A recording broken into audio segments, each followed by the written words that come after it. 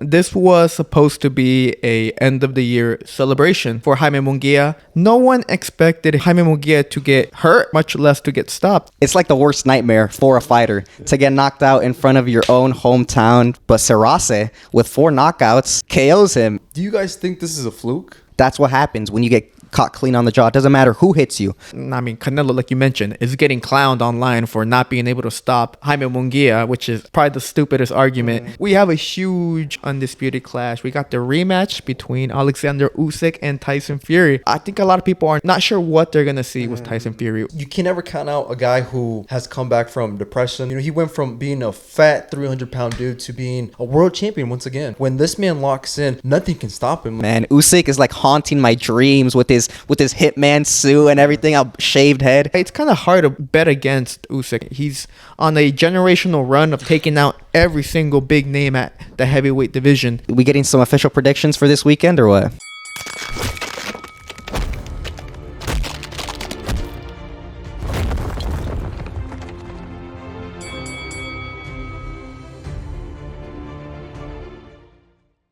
Welcome back to another episode of the Last Round Podcast, where we cover everything from traditional boxing to influencer boxing and everything in between.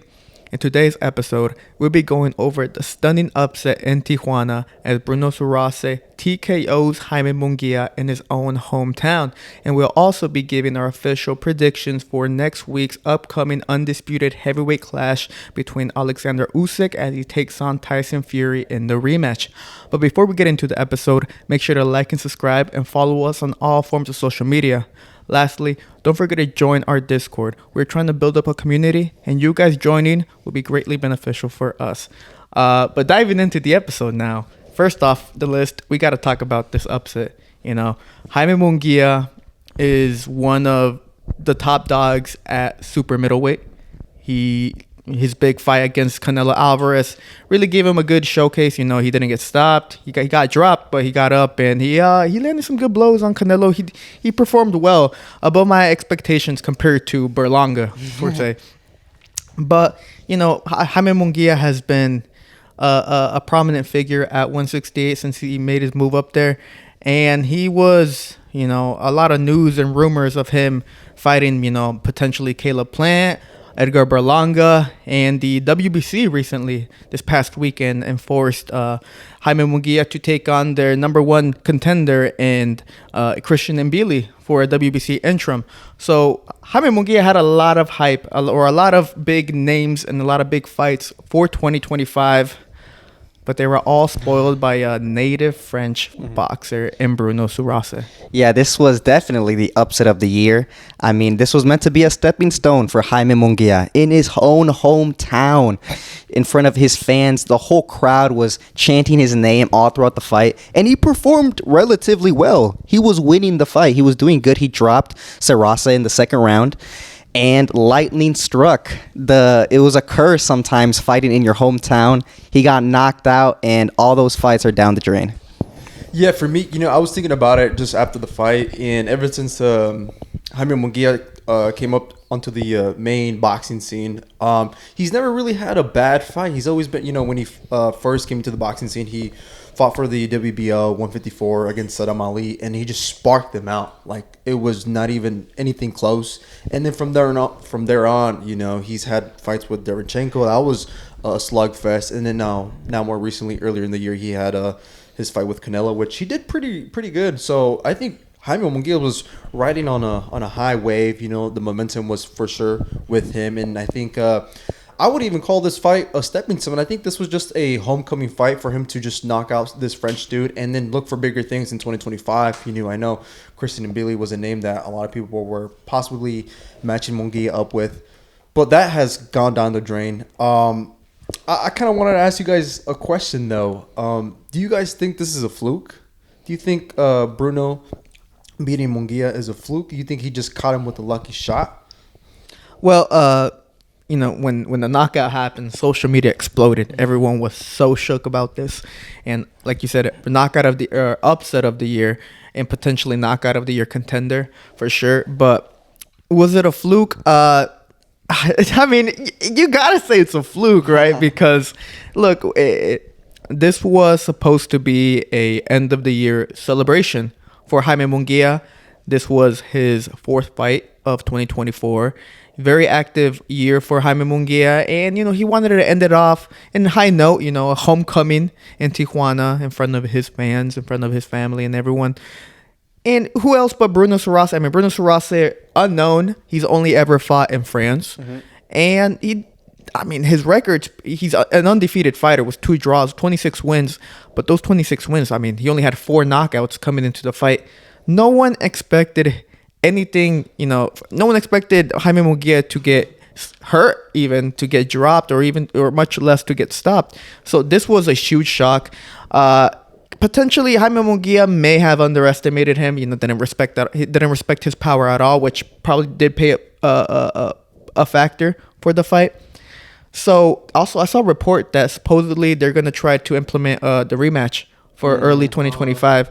I just saw it on X recently, not too long ago, before we started filming. So maybe they see it as a fluke. They see it. This can't we can't let this one slide. We got to get our leg back. So we'll see if it's a fluke. He was winning all the fight. He was winning the entire fight. He was winning the rounds. It wasn't looking anything too crazy for Jaime Munguia until he got dropped and stopped. Yeah, I think that's the main thing. He was in control of the fight.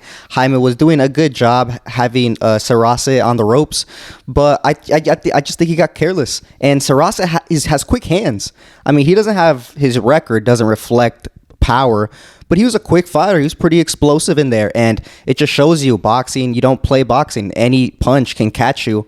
A clean punch can catch you and knock you out, even if your opponent doesn't have crazy power. So it was really impressive by Surace. It was a big moment for him, obviously, knocking out a superstar like Jaime Munguia in his hometown. It's like the worst nightmare for a fighter to get knocked out in front of your own hometown fans. That's got to hurt. So hopefully he can come back. I would love to see him in a rematch, honestly, against Surace.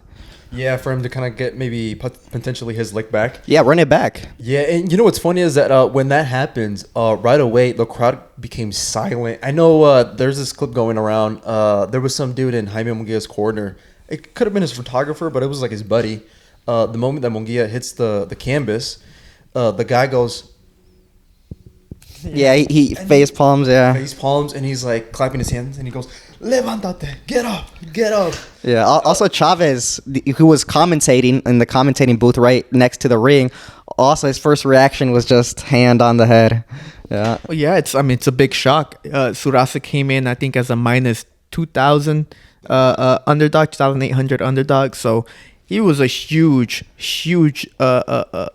underdog for the fight. And people are comparing it to kind of like a Rocky type of feeling to it. Yeah. Because, Bruno Surace, like I mentioned earlier, relatively unknown. He is an unknown fighter. He's only ever fought in France.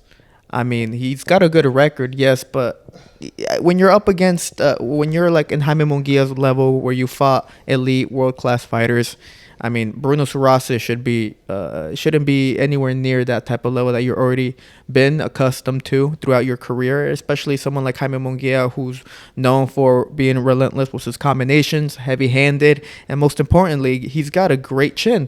So it was completely out of textbook that Jaime Munguia was to get dropped and stopped in that type of manner, because a lot of people were, they weren't really pinning much. They were watching it, but they were just like, okay, after Munguia dropped in the first time, they're just like, it might be over right here. Mm-hmm.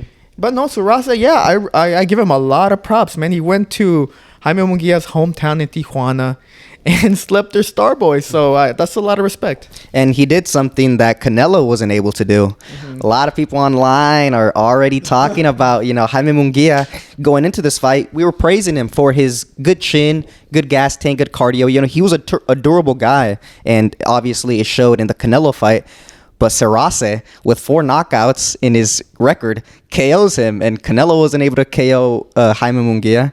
Yeah, does this say anything more about Jaime Munguia? I remember, or maybe last year, we were being a little bit critical about Jaime Munguia and just his resume, the level of opponents that he's fought to get up to the position he's at currently. they haven't really been the best. Do you think that he got exposed now? Like this French dude, his record isn't all the best. I mean, his last fight before this one was against a guy who had like 11 fights, and then before that it was against a guy who had like 20 some fights, but most of them were losses. So this guy is just a guy who just kind of fights in underground clubs in France. Now he goes to Mexico and just beats what we all assume an elite fighter. Yeah, I mean, I think it also stems from I think it stems from two factors.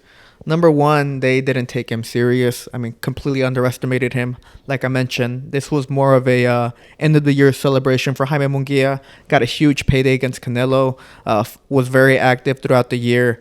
What a better way to end it with fighting in your hometown and getting that stoppage win against a unknown French fighter like Bruno Surace. So first off, I believe they underestimated Surace greatly and also didn't respect his power at all.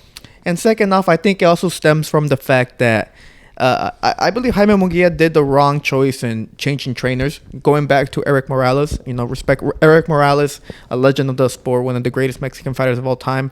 But if you see how Jaime Munguia was looking when he was under Freddie Roach for those two fights against John Ryder and Canelo, completely different fighter. He was a lot more disciplined. He showed me more layers in his game than he does with Erik Morales. And I was super surprised that he dropped Freddie Roach after the Canelo fight and went back to Erik. So I think the trainer switch was a big mistake for Munguia. I think he should have stuck with Freddie Roach. And and a lot of people brought it up saying, that could have played a factor too. I mean, maybe the regime with Erik Morales is more of a friend type of relationship rather than with Roach, which would be more of an actual trainer and fighter type of relationship. Yeah, I agree. I think this definitely shows Jaime Munguia he should go back with Freddie Roach. But I think the knockout just basically shows that anyone can get caught at any moment in boxing. You don't have to be Arthur Beterbiev or Deontay Wilder with power in your hands to knock people out. Even a guy as durable as Jaime Munguia, who I still believe he can take a good punch, but he just didn't expect that shot. He got caught clean on the jaw. That's what happens when you get caught clean on the jaw. It doesn't matter who hits you. So I don't want people have taken this fight and just started slandering Canelo because they started slandering Canelo's power. He's like, oh, he got no power. I mean, well, first off, they're trolling. Yeah, I know they are. But you know what was funny? Because I showed him right now, or I showed you also. I showed you guys the tweet. Someone said that based on last night, Bruno Surace beats David Benavidez. Yeah. So I mean, they're trolling. They're obviously making a joke out of it. Also, but no, that's true. Anything can happen in boxing. I mean, you don't have to be. I mean, of course, having power helps you out a lot in the sport. But look at Bruno Surace just knocked out one of the most durable fighters that we know in the sport. So it was a huge shock to everyone. A question I kind of wanted to ask you guys was about the referee in the fight. After Munguia got dropped, people were saying, wait, this referee counted way too fast. He was way too quick with it. Do you guys believe that was a factor? Actually, I think it was, honestly. If you look back, and especially it makes it so interesting too because, okay, we're talking about Jaime Munguia's hometown, right? So obviously, I mean, there's a sentiment. People went to go watch him. I'm sure the referees, maybe even the judges a little bit. There's going to be a little bit of a home court advantage. That's definitely a thing in boxing. But the referee, I mean, he was ruthless. 5, 6, 7. Like, he didn't even, there's a lot of instances that you can point to in boxing where referees give the benefit of the doubt to the fighters, right? They give a slower count. They don't necessarily go actually 10 seconds, maybe 12, 13 seconds. So, honestly, that could have... Jaime Munguia got up at 9 seconds. He got up at 9 seconds, and with the referee counting pretty quickly. So, if the referee would have given him a benefit of the doubt and maybe counted a bit slower, I think Jaime could have gotten up. Whether or not he was good enough to continue, I don't think so. I mean, Jaime Munguia was hurt bad. So, but I definitely do think the ref was rushing it a little bit, Yeah, to be honest, I think for me, I think the referee did a pretty good job. Kind of surprised that he counted. Maybe you can say it was right away or fast because typically, you see a referee go down and then they tell the opponent to like go over there while they're like walking them to the neutral corner or whatever. But It didn't really matter if the referee would have counted a tad bit slower or just waited a little bit. Munguia would have gotten up, but he would have been on shaky legs for sure. Like he got up at the count of 9, and he was like almost going like face forward towards like the ropes, so it wouldn't have mattered. Yeah, I mean, I agree. Fast count. I mean, people were. I mean, you can make the argument that he was kind of quick. I mean, if you compare it to Jack Reese during the Wilder and Fury fight, if you look at the 12th round count for Tyson Fury, I mean, there's a difference there. But regardless of the quick count that the referee gave Munguia, completely irrelevant. Munguia was hurt. I don't believe he would have stuck the round. I think Surace would have ended up finishing him off. You know, it was that type of brutal knockout or knockdown that Jaime sustained, and there was no way that he was going to survive that round. I'm just being honest. Mm-hmm. And so, yeah, it was a quick count, but I think it was a good stoppage. I think Jaime Munguia is able to, you know, just recover, and then, like I mentioned earlier, look for that rematch against Surace and prove to the people that it was a fluke, mm-hmm. and maybe take the fight a bit more serious. Mm-hmm. But with this fight, though, a lot of plans are a bit spoiled or they get delayed a bit longer. You know, he had the Mbili mandatory for the interim belt for the WBC coming up too. I mean, you had big fights like Caleb Plant and Edgar Berlanga. And I mean, Edgar Berlanga tweeted out saying like, oh, damn it, Munguia, you ruined the money fight. And so there's a lot of talk now for Jaime Munguia about what happens next. I mean, if he takes the Bruno Surace fight, so be it, which is fine. But do you think, how does this loss for Jaime Munguia set him up for potential big names like Caleb Plant or even the Charlos in there? I mean, I still think he has a big name. Okay, so this is one thing. He's still a superstar in at the 168. So I definitely think he can get big fights. Whether or not he believes he can win those fights is something else. Whether or not his management is going to be eager to take a fight against Caleb Plant or Edgar Berlanga, who's a, you know, supposed big puncher, we still have to wait and see. So I don't know what his management is thinking about him, how they're evolving, and I don't know, you know, his coach as well, Erik Morales. Let's see what he thinks. If I were to bet, I think they probably want to take it slow for the first half of next year, and then if there's good signs in Jaime Munguia that he recovered well, then maybe take a big fight at the end of 2025. Yeah, for me, I think just what do you call it? Just like my money. Like, let's say if I was like just in the stock that Munguia has definitely has gone down because, like, I mean, he got dropped by a guy who doesn't have that much power. Now imagine what a Caleb Plant can do, who now seems to have gained power now later on in his career. He's showing a different facet to his game plan. Edgar Berlanga has power in both hands. So it almost seems as though like possibly Munguia may not be an elite now. Maybe now he's going to like a B level type fighter at that 168. Not just me though. Like I feel like there's a big question mark around Jaime Munguia now, and I really don't know where he goes from here because, yeah, man, this is a devastating loss for him. Yeah, there's a lot of, like you said, questions about Jaime Munguia as of right now. I just need to see how he's able to recover from this type of knockout, or especially it's more of a mental type of defeat because now, I mean, you got knocked out by Bruno Surace, a man who was only 4 KOs in his resume. Like, do I still have that chin? Do I still have that durability within me? And the thing that I also noticed a lot was, especially after the Canelo fight, a lot of people were saying Jaime Munguia, he's such a great fighter. He beats David Benavidez. He beats Caleb Plant. I remember that was a huge talking point after the Canelo showdown for Jaime Munguia, and a lot of people were hyping him up to be this, world beater. Because he was able to sustain 12 rounds against Canelo, get dropped, and rise from the canvas and give Canelo a good fight. But now that he got dropped and stopped by Bruno Surace, the narrative has completely changed. Everyone, I mean, Canelo, like you mentioned, is getting clowned online for not being able to stop Jaime Munguia, which is probably the stupidest argument. Mm-hmm. But they're also now saying, like, all those people who were saying that Jaime Munguia beats all these elite fighters at 168 after the Canelo fight where are you guys at now? Your boy just got dropped by a man with no punch. Yeah, I definitely think the hype train for Munguia has definitely gone down a little bit. Yeah, I mean, I still think he's a good fighter, but he definitely has a lot to improve on. And I think the main thing with him is his management and his trainers. I definitely think he has to go back to Freddie Roach. I mean, Erik Morales is cool. Just like you said, he's a legend, obviously, in the sport. But I don't think he's the best coach. I don't think he can provide the best regimen for a fighter. So, whereas, I mean, Freddie Roach, he has extensive resume as a coach that he's successful, and we've already seen success when Jaime Munguia and him unite together. So I want to see him go back to Freddie Roach. I think that'd be the best plan of action.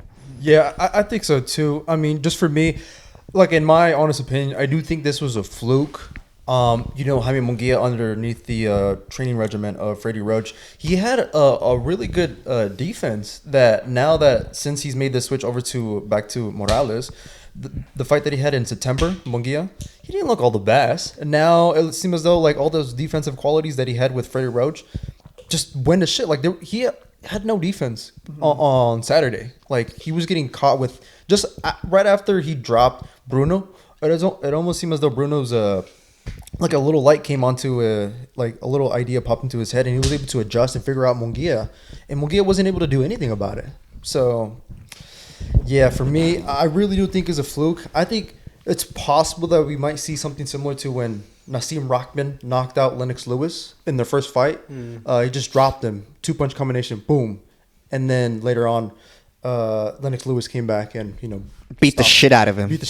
Yeah. But right now we have to see. I really do want to see Munguia back underneath the training of Freddie Roach, but that's up to him. Yeah, it's a lot of interesting talks for Jaime Munguia, seeing what 2025 will deliver for him. I agree. Like you mentioned, it's mainly based on his management, seeing how they maneuver his career now after suffering 2 losses in 2024 and one unexpected one, especially at the end. So I'm interested to see how Jaime Munguia will bounce back from this. But switching gears now, we have a huge undisputed clash. We got the rematch for the heavyweights featuring Alexander Usyk as he looks to retain and defend his undisputed status against Tyson Fury. Now, the first fight was a great fight. I love the first fight. I was talking recently with one of my buddies, and he was telling me that he didn't really like it. And I was all like, "What?" He's like, "Yeah, I wasn't really too invested in it." And I'm like, "Brother." But regardless of that, the first fight was great. I mean, we saw a lot of big moments, a lot of dramatic moments in the fact that Alexander Usyk dropped Tyson Fury and had him bouncing around like a pinball machine, man. It was insane seeing Fury bounce from rope to rope, and then eventually falling. But yeah, Alexander Usyk looks to defend his undisputed status against Tyson Fury this upcoming weekend. It's fight week, baby. It is fight week for the most glorious title in boxing, right? The heavyweight undisputed title. So I'm super excited. The first fight, I don't know who said that. I ain't gonna lie, but the first fight was amazing. But no, yeah, the first fight was great. I'm expecting another great second fight, and I'll tell you why. In the first fight, remember the big controversy, Tyson Fury gets cut in sparring. You remember? He gets cut in sparring. It gets postponed a little bit. And yada yada. But because he got cut, Fury wasn't able to do any hard sparring really leading up to the fight, because obviously he didn't want to open up the cut again. And even like that, with the hindrance in his training camp, he damn near beat Usyk. It was a close ass fight, very close, and he almost beat him. Now in this fight, I think he's gonna switch his game plan. I think a little bit more. He's gonna be a little bit more aggressive, and his training camp, I'm guessing he's been able to do hard sparring, been able to get good work in. So I'm expecting a better Tyson Fury, and I'm expecting an Alexander Usyk that doesn't like to lose either. So I think they're both going to rise to the occasion. We're gonna get another great fight. Yeah, I think so too. I think whoever your buddy is must be a casual. That first fight was kind of like going back and forth. I mean, just some of the things that I can remember was just the left hand that Usyk landed on Tyson Fury, and then later on had Tyson Fury from rope to rope that same round. That was, oh my gosh, like it almost seemed as though like a David and Goliath type of moment. So yeah. Yeah, I'm super excited for this one. I mean, it's no secret I am a Tyson Fury fanboy. So I'm hoping to see Tyson get his lick back. So what, you be watching keeping up with the Furies or what? There's a limit. No, yes, you're right. This fight should be, I believe, it should live up to the expectations once again. A big talking point, or a big, I think a big thing for Alexander Usyk for this fight is his adjustment. I mean, during the first fight, we saw Tyson Fury land the uppercut with ease during the midpoints of the first fight, and he had a lot of success. Eventually, also even hurting Alexander Usyk with them. But Alexander Usyk, I mean, we're talking about an Olympian gold medalist, undisputed champion in 2 different weight classes. He's a very smart fighter, and even during that fight, he was able to make the adjustments to counter the uppercuts that Tyson Fury was doing. And I believe that this fight, he's gonna make the adjustments once again to counter whatever Tyson Fury may bring to him. That, they saw that he had a lot of success in the first fight. So I'm expecting an even better, more polished version of Alexander Usyk for this fight. But you also make the good point that about the cut for Tyson Fury, that maybe that did lead to some psychological doubts within him. Maybe not being able to fully train at 100% after the cut in preparation for their spring showdown. So we're gonna also see a very different Tyson Fury, which is very. I think a lot of people are not sure what they're gonna see with Tyson Fury. Are we gonna see once again the same boxing type of Fury? Are we gonna see the more aggressive, try to bully you type of Tyson Fury, or is he gonna bring something else? There's a lot of questions on Tyson Fury and seeing how he's able to bounce back after taking his first ever pro career loss. So I'm expecting big things for this fight. Definitely, and I think, for Tyson Fury, he got cut and everything, so I think that it played a very big impact on him. So with this fight, I definitely think he's going to come in a lot better. And a lot of people talk about the first fight like it was a blowout, because that 9th round obviously stole the show when Usyk almost stopped Tyson Fury. And it was like maybe 30 seconds left in the round. That fight could have definitely been stopped. But if you look at the whole fight, it was competitive. It was extremely competitive. Both fighters were going back and forth. So for this fight, Usyk, it's hard to place a bets against Usyk because I feel like I've been doing it every time he goes into a big fight, especially at heavyweight. They always clown him because they say he's too small for the weight, but every single time he has prevailed. So somehow Usyk is just so good. He's such a tricky fighter. He can adjust so well, and he's really not even that small anymore. He's really grown into a heavyweight type of body frame. So it's gonna be a tough fight for Tyson Fury. Yeah. Who do you think is the underdog then? Tyson Fury? I think so. Because it almost seems as though every time Alexander Usyk is the underdog, like when he fought Tony Bellevue, he just sparked him out. Same thing with Tyson Fury. He sparked him out. It almost, when Alexander Usyk went up to heavyweight for the first time, he won, but people were still, putting doubt on his name. Now there's no reason for a lot of people to doubt him. So it's going to be very interesting to see how this plays out. I still have high chance that Tyson Fury is going to come with a different game plan, a better game plan than the first one. Just taking some memory that I have of him when he fought Wilder, the trilogy. It almost seemed as though every fight Tyson Fury came with a different game plan, and it almost seemed as though he executed it better as the fights went down.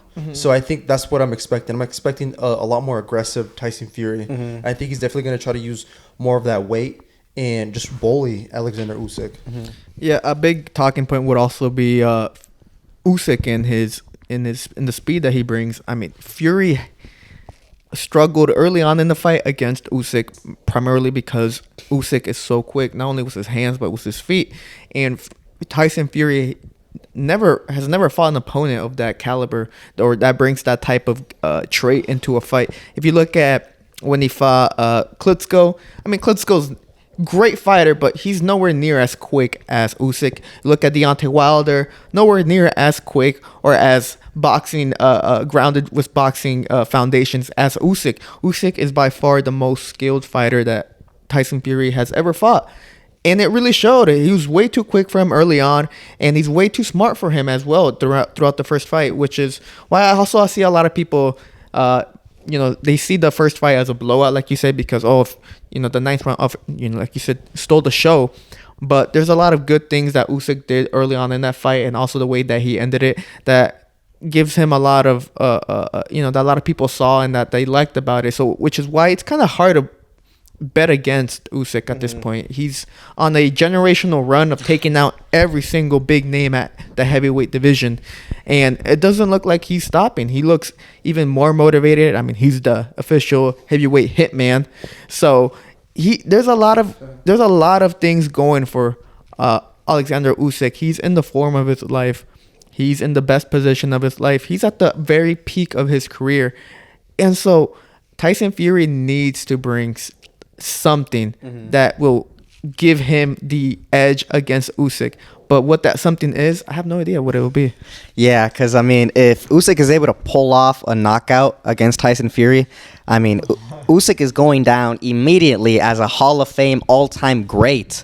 Because the amount of achievements as he's been doing, it's insane. I think you're right. Generational run from Usyk. He's really doing some Hall of Fame things. So a lot riding on this weekend's fight. I'm super excited. Fight weeks are always exciting, especially in Saudi Arabia, because I feel like there's so much press, so much press, and it's really exciting, really engaging. So, we getting some official predictions for this weekend or what?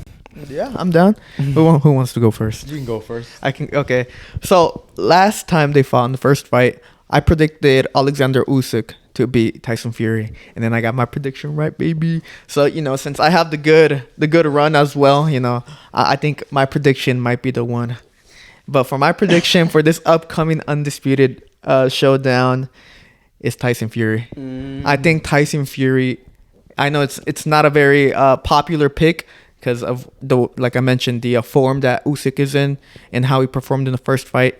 But I don't know, something about Tyson Fury when he locks in, and I do think you brought up the good point of him being able to actually fully have hard sparrings and have a very good camp for this one compared to the first one where he was, the fight got delayed because of his cut.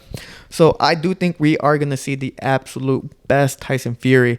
And if it goes well, man, I see Fury winning back his belt and becoming undisputed champion. And if he does that, boom, the door opens for more mega fights for him. Anthony Joshua, once again, they're back in the talking points for him. Daniel Dubois, Martin Bakole. I mean, Tyson Fury would have an abundance of fighters, or maybe even a trilogy with Alexander Usyk, which would be an even bigger money fight. So I am predicting Tyson Fury to win. No knockout, no nothing like that. It's gonna be a scorecard. I think it's gonna be a close fight, but I just believe in the Fury, man. I believe in him. Yeah, for me, this is such a close fight, and even though one guy has all the belts, you can never count out a guy who has come back from depression, come back from alcoholism, and all that stuff that he was going through. It's so interesting what you said. Like, when this man locks in, nothing can stop him. Like, he can move everything around him to what he wants. He went from being a fat 300-pound dude to being a world champion once again. So and it's really, I said it before, like, you can't count out Alexander Usyk because he's always been the underdog. People always count him out, but he's always able to come back. But I gotta go with my boy Tyson, dude. He keeps up with keeping up with the Furies. Telling you right now. So I'm gonna go with the Tyson Fury victory decision. Wow, victory decision. I was this whole lead up to the fight, I was also going for Tyson Fury, but as I get closer, I'm getting more and more doubts, man. Usyk is haunting my dreams with his hitman suit and everything, a shaved head.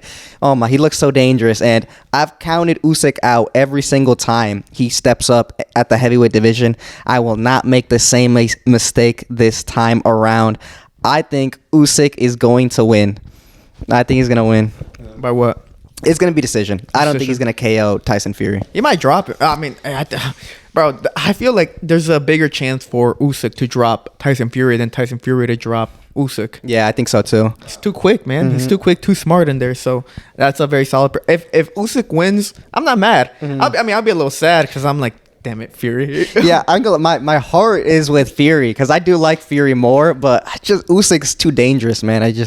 Too good, yeah. Too good. So our official predictions: we got 2 Tyson Fury, 1 Usyk. I know the a mass majority of people online are favoring Alexander Usyk to beat him. I think there's also another big majority that are favoring Usyk to stop Tyson Fury. Yeah. But like I mentioned earlier, there's a lot of uncertainty when it comes to Tyson Fury coming up to this fight. So maybe people are maybe sleeping on him a little bit, and they may be in for a big shock this upcoming Saturday undisputed clash between Alexander Usyk and Tyson Fury. Is there anything else you guys want to talk about the fight or potential stuff about it? No? We good with that? All right, guys. Let us know down below what are your official predictions for this upcoming heavyweight undisputed showdown between Alexander Usyk as he takes on Tyson Fury in a rematch. Also, let us know about the knockout in Tijuana. What's next for Bruno? Do you think he's en route for a big name fights as well? Because he completely changed his career after this stunning knockout over Jaime Munguia. Also, Jaime Munguia, what's next for him? There's a lot of big names for him already on the table, but with this loss, does that affect his plans for 2025? Also, don't forget to like and subscribe and follow us on all forms of social media. We're on X, TikTok, and Instagram. Lastly, don't forget to join our Discord. We are trying to build up a server, and you guys joining will be greatly beneficial to us. I keep saying. Anyway, this was Pablo, and I'm with Rudo and Asa, and this was the Last Round Podcast. Thank you for watching.